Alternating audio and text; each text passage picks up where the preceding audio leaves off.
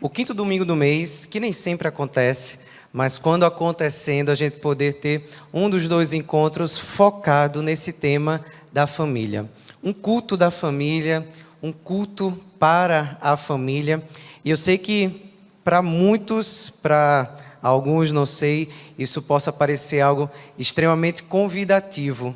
Para outros, talvez isso até soe como algo solitário. Olha, eu queria muito estar com a minha família aqui, mas eu não posso estar porque eles não fazem parte. Ou eu moro só e por isso eu não tenho uma família e às vezes também tenho dificuldade de identificar isso como algo para mim. E é por isso que o tema da nossa reflexão tem justamente essa ideia de uma só família. De entendermos que como igreja de Cristo, mas também como Igreja Batista do Farol, nós somos uma grande família. E esse é um dos nossos propósitos, vivenciar essa experiência, essa atmosfera de uma grande família. Eu lembro que quando eu saí daqui para ir para o seminário, eu tinha 18 anos e eu nunca tinha morado fora, passado tanto tempo fora de casa. E o meu seminário foi feito ali em Recife. No primeiro ano, naquela época, nós costumávamos ficar voltando todos os finais de semana para servir aqui na igreja.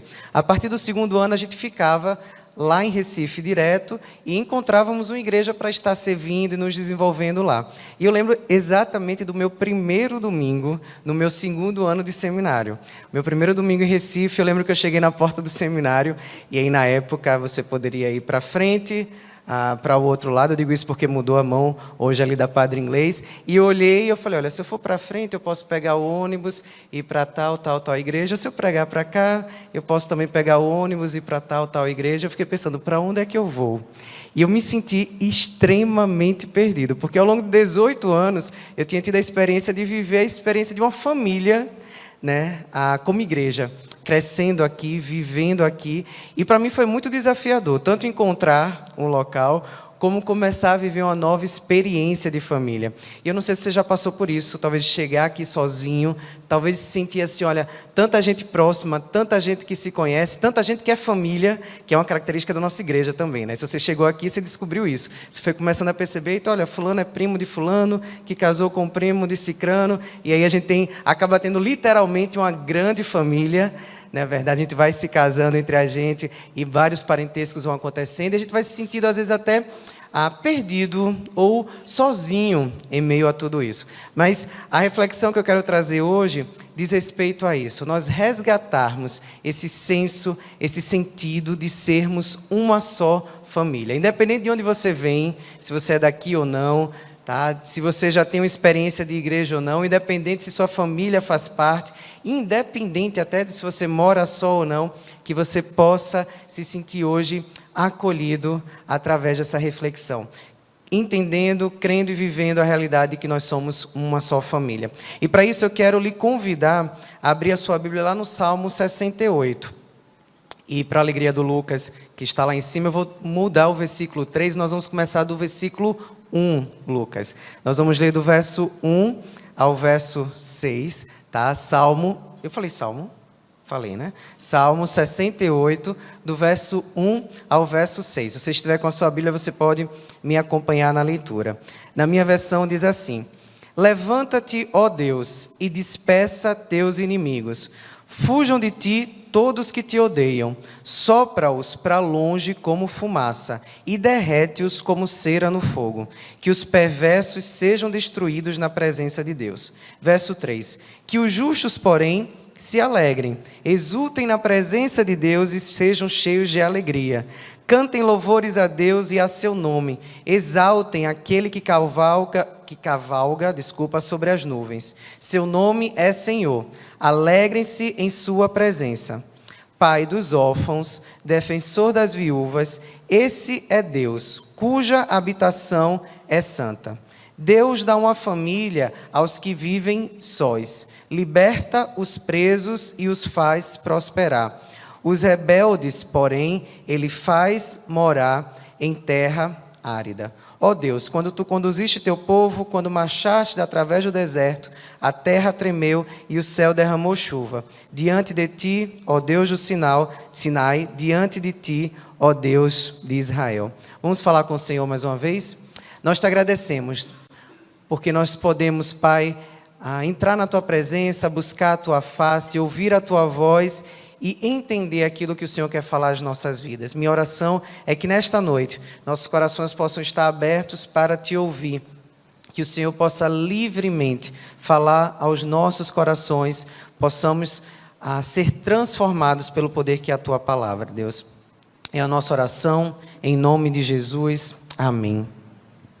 Não sei se você já tinha tido contato com esse Salmo 68, e ele não é um salmo tão narrado, tão compartilhado, tão lido muitas vezes, mas ele é um salmo que, pelo que você percebeu, um salmo que nos convida à alegria, tá? Se você depois quiser, até como tarefa de casa, né, a ler o restante desse texto, o salmo tem ainda mais 35 versos, você pode fazer isso depois. Ele é um salmo que vai narrar toda a experiência do povo de Israel com o Senhor, esse Deus presente, esse Deus que salva, esse Deus que intervém, esse Deus que faz milagre, convidando o povo a se alegrar, a celebrar.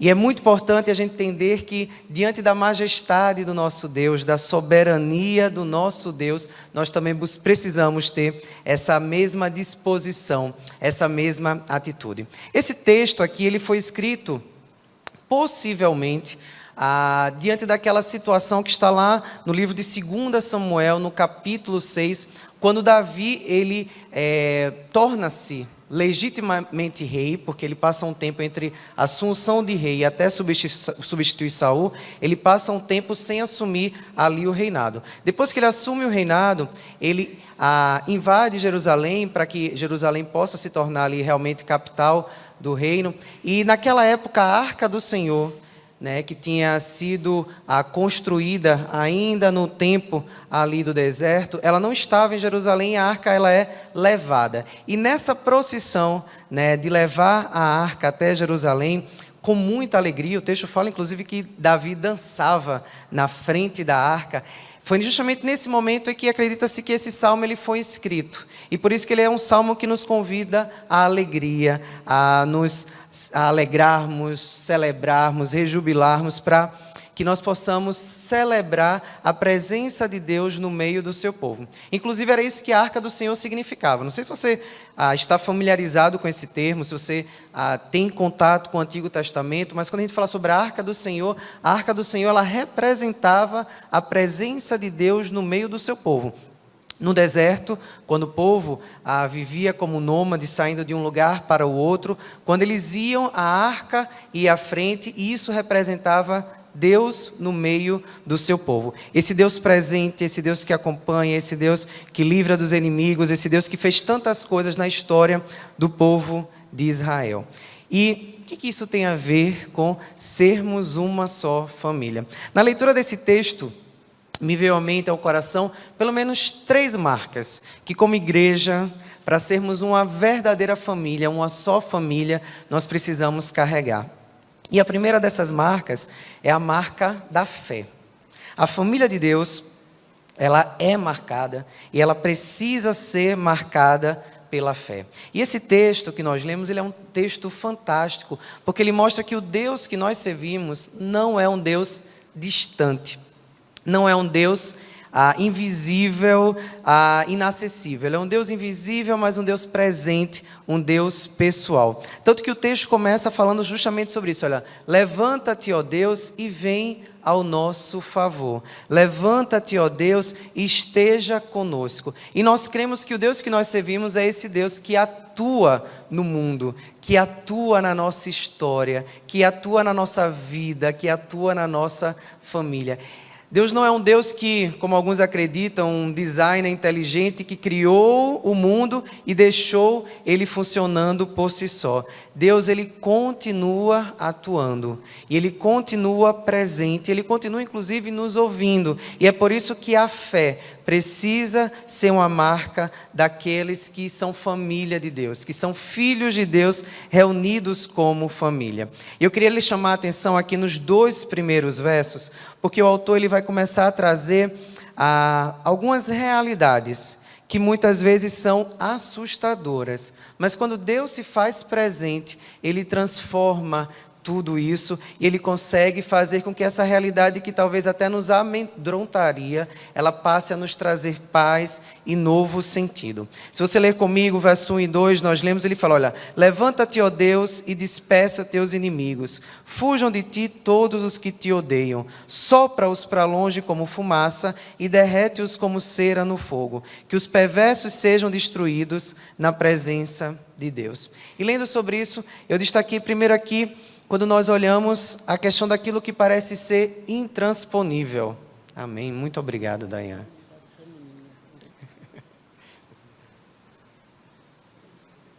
Muito obrigado, Dani, que ele falou que foi sensibilidade feminina da esposa dele.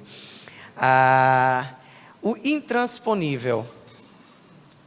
Muitas vezes o que a gente está vivenciando, e pensando aqui nos inimigos de Israel, parece ser algo gigantesco, parece ser algo que a gente não consegue lidar. E quando eu falo sobre isso, eu falo às vezes sobre uma situação de desemprego, de dívida, de luto, de enfermidade, de conflito conjugal, de conflito familiar.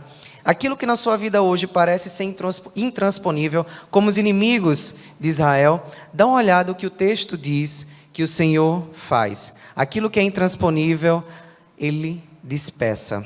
Aquilo que a gente pensa que não vai conseguir ultrapassar, Ele simplesmente faz sumir na nossa frente. Ele abriu o mar vermelho. Ele fez com inimigos que pareciam numerosos e eram numerosos, simplesmente começassem a entrar em guerra com eles mesmos, sem que Israel precisasse fazer nada. O intransponível, o Senhor faz dispersar. Uma segunda coisa que eu percebo dentro desse texto é aquilo que tem a ver com o ódio, o ataque, que muitas vezes o outro tem em relação a nós. Às vezes é uma perseguição no nosso setor, às vezes é uma dificuldade naquela relação de profissão, com alguém que trabalha com a gente, com um vizinho, às vezes com um membro da família. E como é doloroso, se já é difícil no trabalho, a gente tem um atrito e essa experiência do rancor, do ódio, da mágoa, quando é alguém da nossa própria família, quando é alguém do nosso próprio convívio como igreja. O que o texto diz é que em situações de ódio e ataque, ele faz que tudo isso possa fugir, também desaparecer. Aquele, na verdade, que até vinha com tanta raiva para nos atacar, Deus faz essa pessoa fugir. E quantos textos no Antigo Testamento nós temos de inimigos do povo de Israel que simplesmente fugiram, ainda que o cenário parecesse completamente contrário. Nesses versos que nós lemos, eu vejo outra situação que exige fé. Aquilo que parece cegar as nossas vistas. Aquilo que nos limita. E às vezes nós temos um desafio que nos é dado, né? Às vezes o desafio é vir orar aqui na frente. Vocês não têm ideia como somos abençoados quando essas famílias aceitam, essas pessoas aceitam, mas nem sempre é fácil, né, irmã Lúcia? Eu não vou mencionar nomes de pessoas que foram convidadas aqui para esta noite, mas às vezes é difícil a gente pegar esse microfone. Eu não sei se eu lhe convidasse, se eu desse esse microfone para você, se você aceitaria vir aqui à frente orar. Eu sei que minha mãe, por exemplo, é uma dessas pessoas que você pedir para ela fazer qualquer coisa, na parte dos degraus para baixo, ela vai fazer. Mas se você pedir para ela subir, ela vai tremer e não vai aceitar o microfone, não. Mas aquilo que nos limita, aquilo que nos cega, aquilo que parece tão desafiador para nós, o texto fala que ele sopra para longe como fumaça. Eu não sei se você já teve uma situação assim, de, às vezes na estrada, né, principalmente aqui onde a gente mora em Alagoas, né, canaviais, e às vezes é aquela temporada de fogo e a fumaça cobre a estrada, inclusive é momento de perigo, né, sugere-se, né, o pessoal que trabalha com o transporte, com estrada, que a gente nem passe naquela hora, que a gente espere passar, porque a fumaça vai fazer com que a gente não consiga ver o que vem. Às vezes é a neblina que atrapalha nesse sentido, e eu insistir em continuar pode ser um grande risco para a nossa vida, ali para o carro.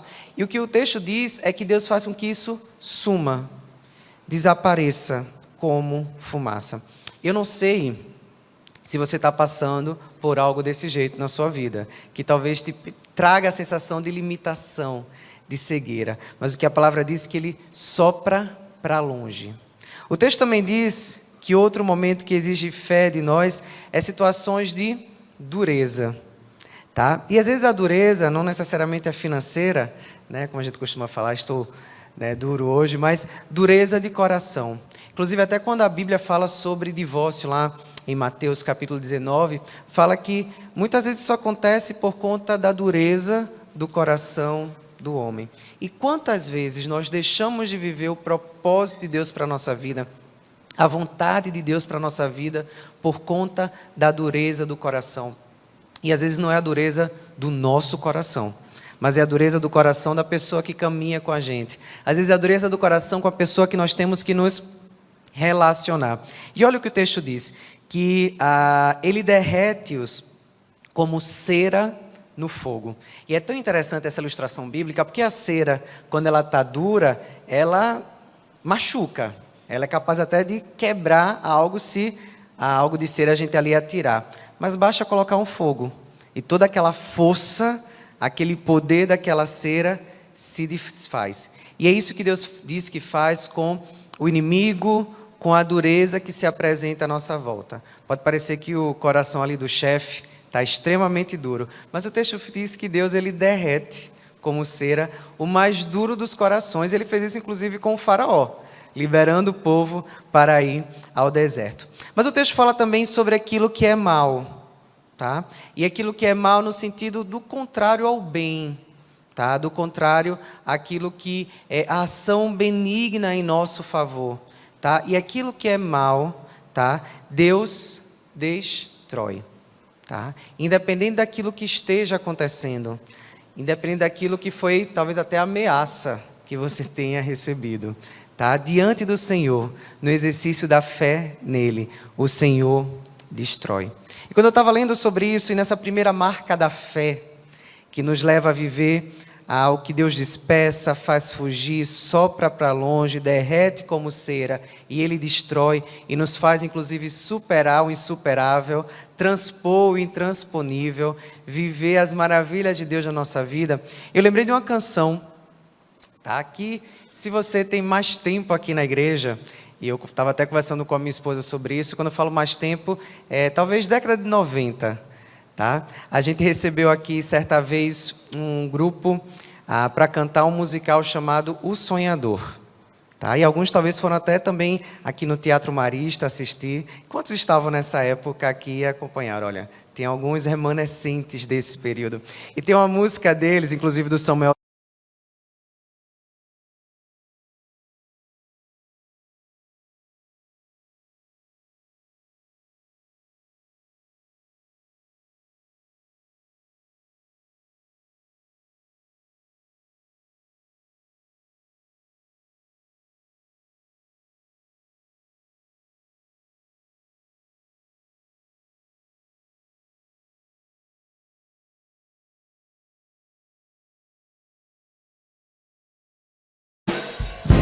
certeza que há no meu viver. Não há problema que Deus não resolva, seja o problema maior que uma montanha. Mesmo que as nuvens estejam mais escuras, não há tristeza maior que Ele não mude. Nos seus braços está a segurança e o conforto.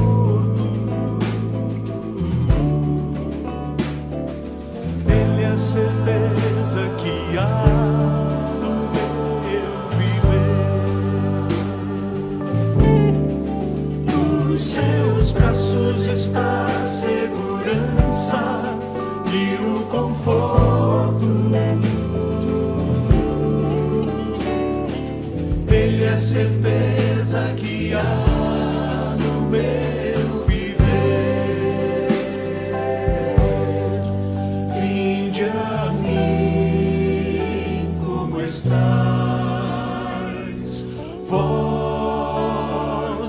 cansados, eu vos aliviarei.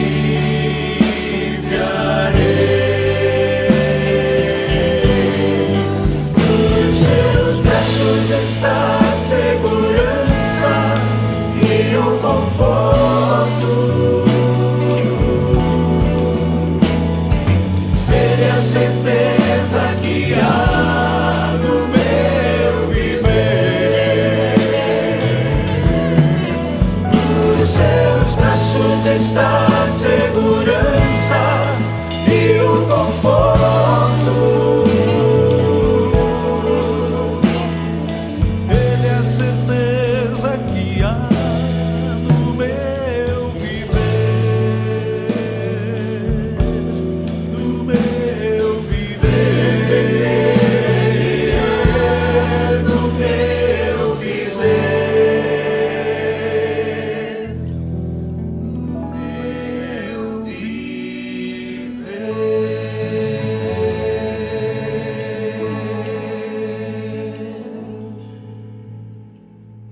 Não sei qual o problema que você tem enfrentado, mas saiba que não há problema que Ele não resolva. Ele é a certeza que há no nosso viver. E essa é a primeira marca que nós precisamos carregar como igreja e como uma só família. A fé. A fé de passar por qualquer que seja o problema. A segunda marca que eu vejo nesse texto que nós lemos lá no Salmo 68, é a marca da alegria. Tá? E eu acho que é tão bom quando a gente é conhecido, tá, por sermos pessoas felizes, uma igreja alegre, uma igreja que sorri. Né? Nós temos, na verdade, como slogan, a Igreja Batista do Farol, uma igreja forte e ativa. Mas seria tão bom também acrescentar, né? Uma igreja que sorri, uma igreja que se alegra. E sorriso é uma coisa contagiante, né? Eu não sei se você é dessas pessoas que quando ri, parece que leva todo mundo ao redor a se sentir abraçado, acolhido por esse sorriso. E essa é uma característica muito importante. E eu digo isso porque no verso 3 e 4 que nós lemos, esse é o convite. Se alegrem. Lembrem que eu falei para vocês que esse texto ele foi escrito dentro de um contexto da Arca da Aliança está sendo levada de volta para Jerusalém. Talvez você não consiga entender a alegria que isso trazia para o povo de Israel, para Davi como rei, de ter o privilégio de vivenciar isso. Mas a Arca da Aliança, lembra? Presença de Deus no meio do seu povo. Hoje nós não temos uma arca, mas nós temos a certeza da presença dele através do Santo Espírito dele em nós e à nossa volta. Quando nós nos reunimos como igreja, a gente se reúne para celebrar esse Deus vivo, esse Deus presente. Então nós precisamos cantar com alegria, a gente precisa declarar versos com alegria, a gente precisa se encontrar com alegria, servir com alegria, estacionar e retirar o carro, ainda que estejam trancando, com alegria, tá? A gente precisa carregar essa marca da alegria no nosso coração. Eu lembro de um texto que desde pequeno na escola bíblica dominical, no culto infantil, era repetido, Salmos 122:1. Alegrei-me quando me disseram, vamos à casa do Senhor. Dizer, olha, vamos para a casa do Senhor, precisa trazer o quê? Alegria. Precisamos ser marcados por isso. E aqui tem uma coisa muito importante, que eu falei primeiro sobre a fé. E eu falei sobre problemas que às vezes parecem intransponíveis. E isso não é contraditório, não.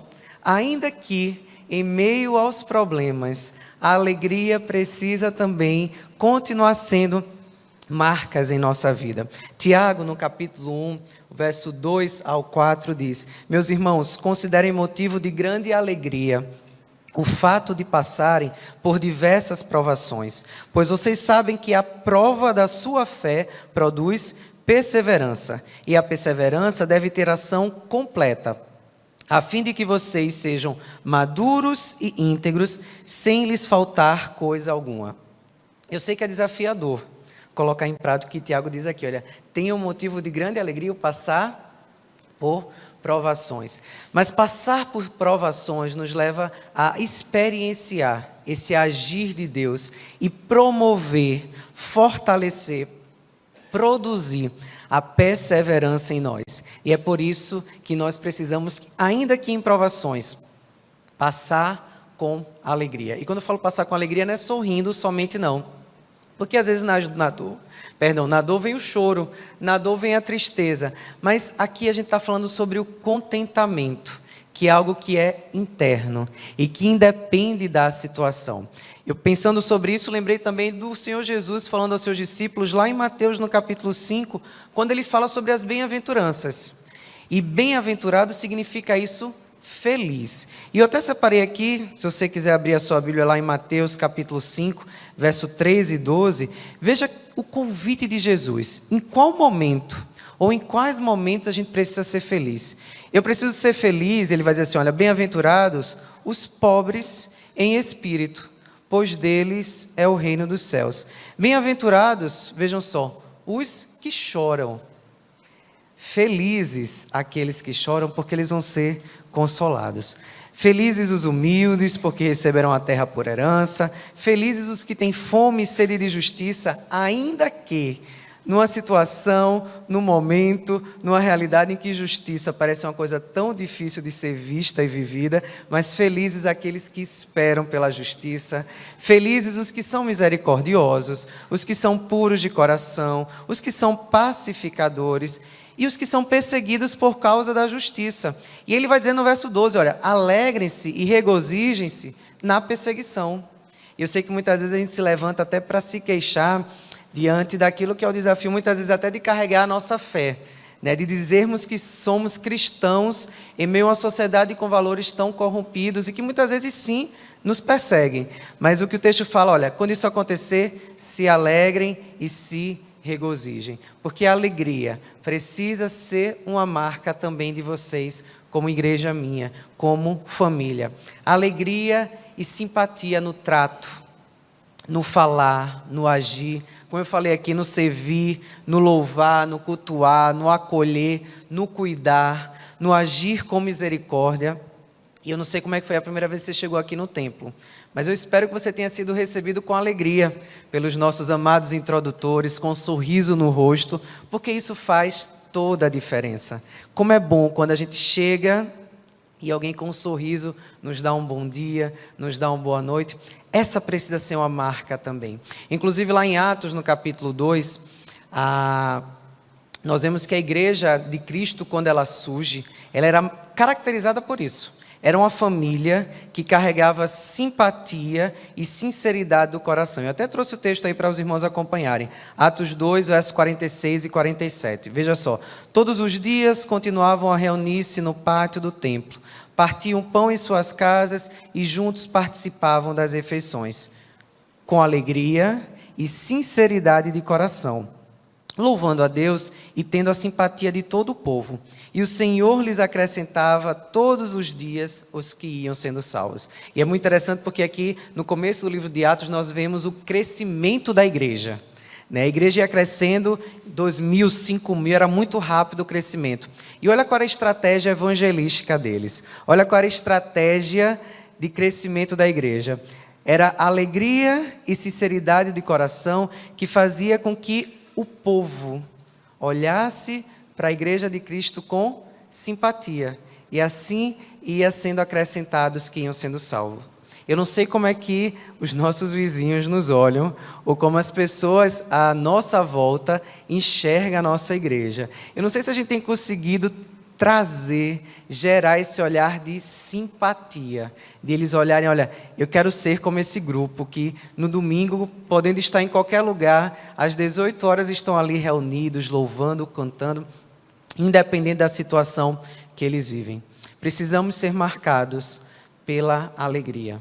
Ser marcados pela fé e pela alegria. E a terceira marca que eu vejo nesse texto, que eu gostaria de compartilhar com os irmãos, é a marca da unidade. E eu poderia até acrescentar mais, a marca da unidade e do acolhimento. Eu quero ler para vocês o verso 5 e o verso 6 desse salmo que nós lemos. E olha como ele descreve o nosso Deus. Ele é pai dos órfãos, defensor das viúvas, esse é Deus cuja habitação é santa. Deus dá uma família aos que vivem sós, liberta os presos e os faz prosperar. Os rebeldes, porém, ele faz morar em terra árida. E eu acho lindo quando nós podemos olhar para o texto e perceber que aqueles que muitas vezes são excluídos, que muitas vezes passam até despercebidos ou até invisíveis à nossa volta, eles são mencionados, tá, como aqueles a quem Deus olha, a quem Deus traz a atenção. Eu creio plenamente que o nosso Deus, o Deus a quem nós servimos, é um Deus de famílias. Eu sempre gosto de dizer isso, e eu creio que na última vez que eu preguei, eu mencionei isso também, eu falei sobre isso, porque quando eu vou para o Antigo Testamento, eu vejo um Deus trabalhando em famílias, com famílias, chamando uma família para sair dali daquela terra, e para uma terra que mostraria, e assim construir uma família. E eu acho lindo, e fomos abençoados hoje com famílias que passaram por aqui, nos conduziram no culto e adoração. Mas é muito importante entender que Deus ele não olha apenas para essa família nuclear. E somos abençoados quando nós podemos viver esse projeto de família do pai, da mãe, dos filhos. Mas às vezes a família é como descrita aqui, tá? Às vezes são filhos que perderam o pai, os pais, ou que foram abandonados pelos pais.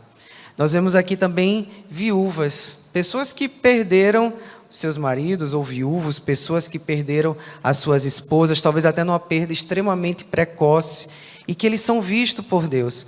E aqueles que vivem sós, que não tiveram, talvez, a experiência de constituir uma família, mas que essas pessoas são vistas. E é tão maravilhoso ver que o nosso Deus, ele se preocupa, tá? Ele se ocupa e ele promove cuidado também para essas pessoas. Aqueles que parecem muitas vezes esquecidos, não vistos, eles são lembrados, amados, e o próprio Deus promove cuidado para eles.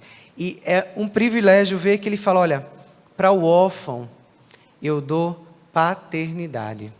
Se você se sente abandonado, e talvez você até se sinta órfão, mesmo tendo um pai e uma mãe, porque talvez aquele amor, né, aquele cuidado que você gostaria de ter tido, você não recebeu. E Deus fala, olha, eu sou Deus e para você eu ofereço uma paternidade que talvez você nunca teve. Talvez você foi machucado, ferido, justamente por aquela pessoa que deveria ter lhe oferecido amor. E ele fala, olha, para você eu sou pai, eu te ofereço paternidade. Para a viúva, ele oferece defesa, suprimento, cuidado.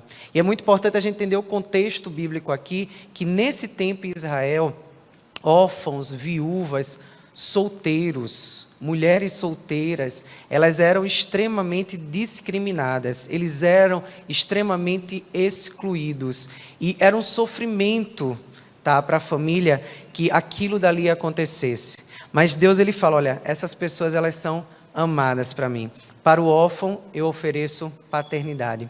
Para a viúva, para o viúvo, eu ofereço o suprimento e o cuidado.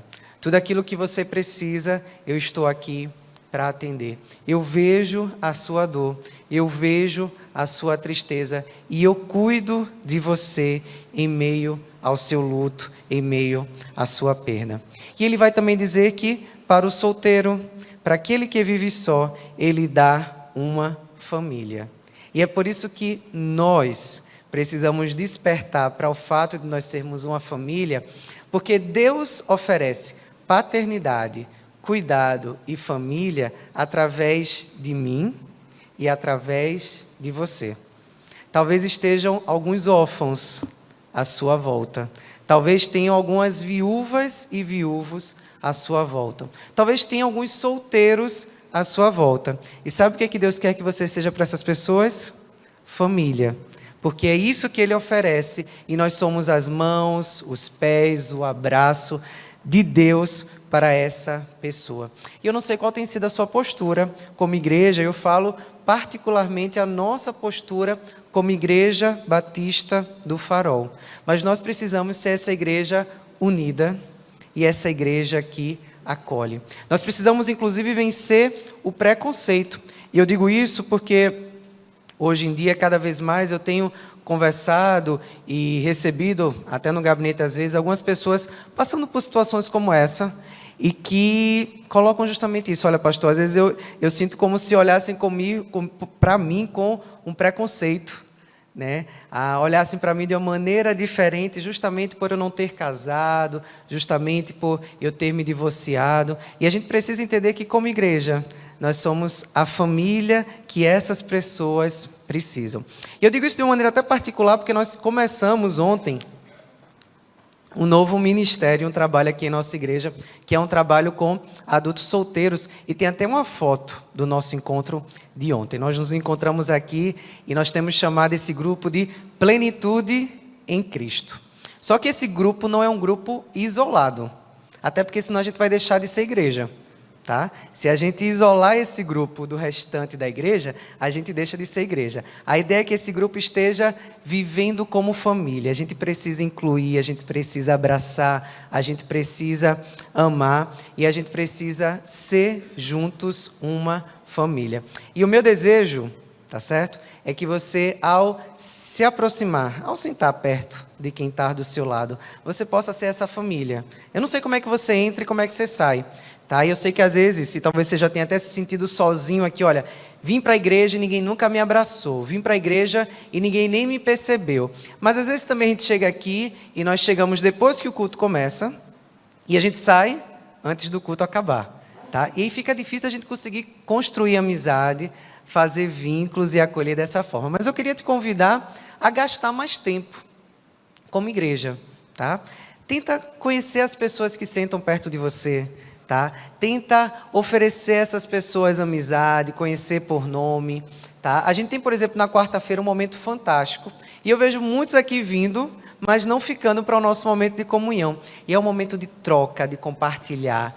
Tá? Nós temos pequenos grupos que se reúnem nas casas durante a semana. Nós temos tantas atividades em que a gente pode conviver e vivenciar a experiência de família. Nós precisamos, como igreja, termos a marca da fé, da alegria, mas também da unidade. E eu até coloquei o texto de João 17, porque Jesus, antes de voltar ao Pai, ele faz uma oração que a gente chama de uma oração sacerdotal.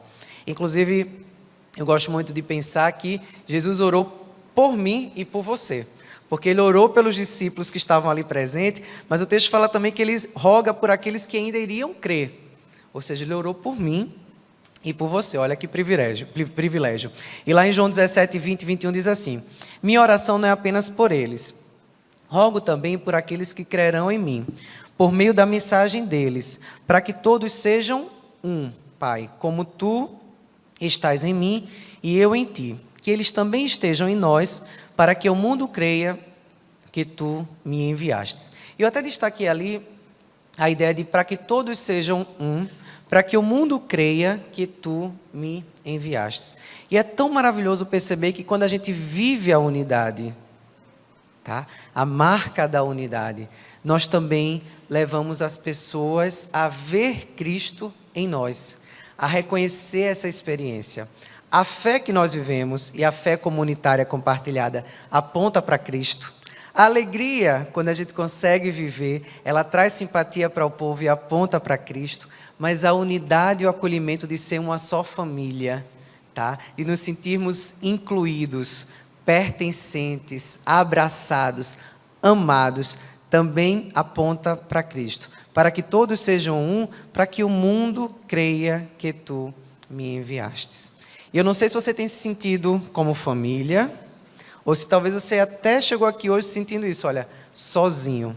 Eu queria te dizer que você não está só, tá? Você tem uma família, e ela tem como nome Igreja Batista do Farol.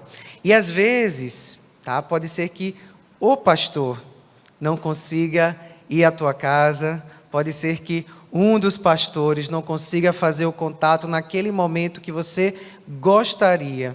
Mas uma pessoa ligou, um irmão ligou, uma família te visitou. E saiba que essa pessoa, ela é a família de Deus, o corpo de Cristo te visitando, te acolhendo, se fazendo presente nesse momento. Eu queria que você soubesse que você é amado. Olha para a pessoa que está aí à sua volta agora, dá uma olhada.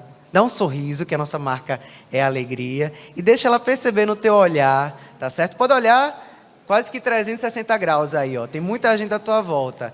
Essa é a sua família.